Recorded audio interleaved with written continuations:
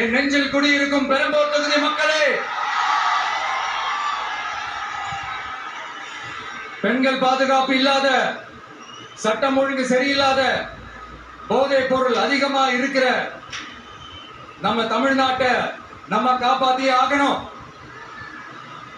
தமிழ்நாட்டை இப்படி ஒரு நிலைமைக்கு கொண்டு வந்தது யாருன்னு நான் சொல்லிதான் உங்களுக்கு தெரியணும்னு அவசியம் இல்ல. தீய சக்தி திமுக தான் காரணம். இப்படி ஒண்ணுத்துக்குமே உதவாது இப்படி ஒரு ஆட்சியை நடத்திட்டு விரைவில் விடை பெற போகும் ஸ்டாலின் சார் தான் காரணம்.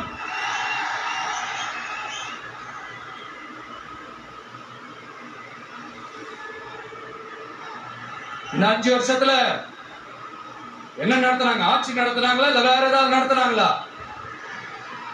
ஒரு